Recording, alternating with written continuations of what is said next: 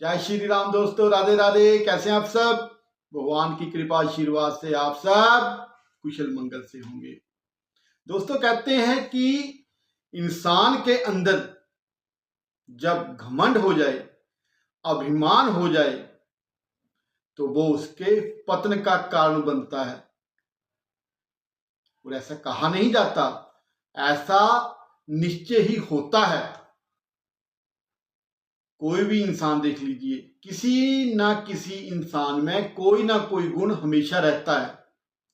और जब वो गुण उसके पुरुषार्थ में आता है, जब वो व्यक्ति अपने उन गुणों को निखारता है, तो कभी ना कभी किसी ना किसी एक ऐसा समय आता है कि उसे अपने गुणों पर अभिमान होना शुरू हो जाता है, घमंड होना शुरू हो जाता है कि मैं दूसरे लोगों से अलग हूं। और वो अपने आप को उच्च कोटि का मानने लगता है। लेकिन कहते हैं ना, जहां अभिमान होता है, अहंकार होता है, तो वो एक दिन टूटता भी है। हम तो साधारण से मनुष्य हैं, यहाँ बड़े बड़े महापुरुष हुए हैं, उनका भी अभिमान अहंकार कहीं टिक नहीं पाया। आज मैं आपको एक बहुत सुंदर कथा सुनाता हूं। आप कथा के अंत तक बने रहिए। आपको पता चलेगा कि जो बड़े बड़े महापुरुष हैं, वो भी अपने गुणों को सहजता से नहीं संभाल पाए। उनके अंदर भी किसी ना किसी तरह का अहम आ गया था, और भगवान ने वो अहंकार तोड़ने में बिल्कुल भी देरी नहीं की, क्योंकि भगवान अपने भक्तों का अहंकार अवश्य तोड़ते हैं। भगवान अपने भक्तों का, अपने बच्चों का भला चाहते हैं, और भगवान जानते हैं कि अहंकार के साथ साथ इंसान का भला नहीं हो सकता। दोस्तों, एक बहुत महान कवि हुए हैं हमारे सनातन में, जिनका नाम था कालिदास जी।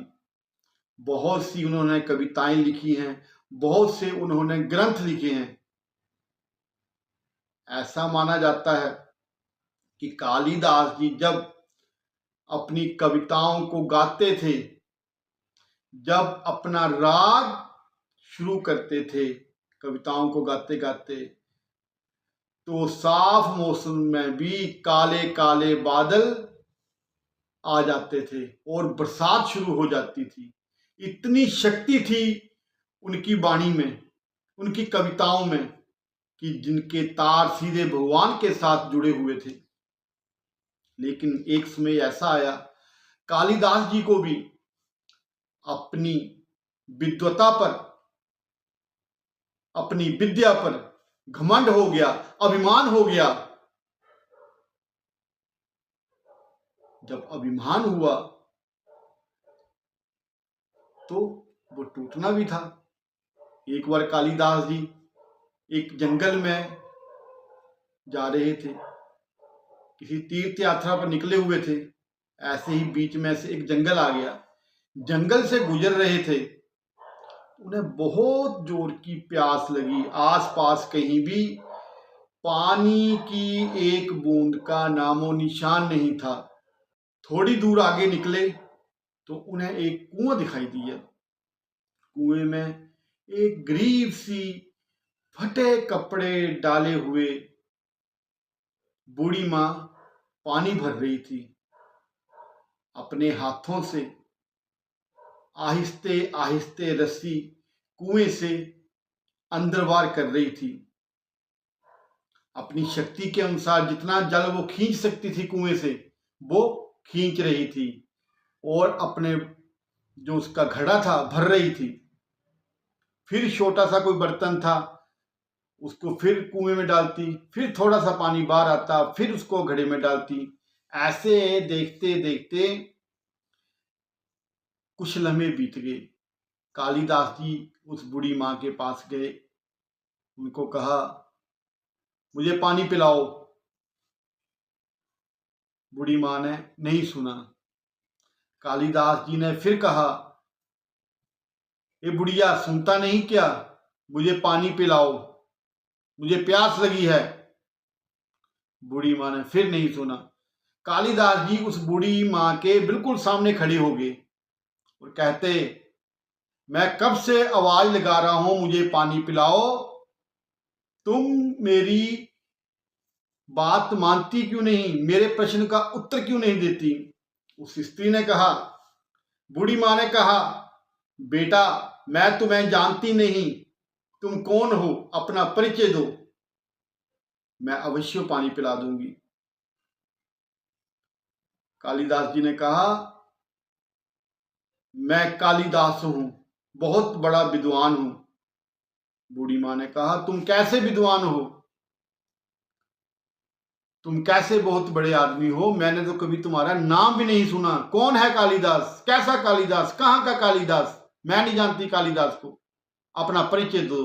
फिर कहा, कालिदास जी ने कहा, मैं एक पथिक हूं, कृपया मुझे पानी पिला दीजिए। उस बूढ़ी माँ ने कहा, तुम पथिक कैसे हो सकते हो, पथिक तो केवल दो ही हैं, एक सूर्य और एक चंद्रमा, जो कभी रुकते नहीं, हमेशा चलते रहते हैं। तुम इनमें से कौन हो, तुम सूर्य हो या तुम चंद्रमा हो, मुझे सच सच बताओ। कालिदास जी झिंप गए। कालिदास जी के पास कोई उत्तर नहीं था। कालिदास ने कहा, मैं मेहमान हूं, कृपया मुझे पानी पिला दीजिए, मुझे बहुत प्यास लगी है, मेरे प्राण निकल जाएंगे। उस बूढ़ी माँ ने कहा, तुम मेहमान कैसे हो सकते हो, संसार में तो दो ही मेहमान हैं, पहला धन, दूसरा यौवन, इन्हें जाने में समय नहीं लगता। एक बार धन चले जाए और यौवन चले जाए तो पता भी नहीं चलता। अब तुम बताओ, तुम इनमें से कौन से मेहमान हो, तुम सत्य हो, अपना धन हो या तुम यौवन हो।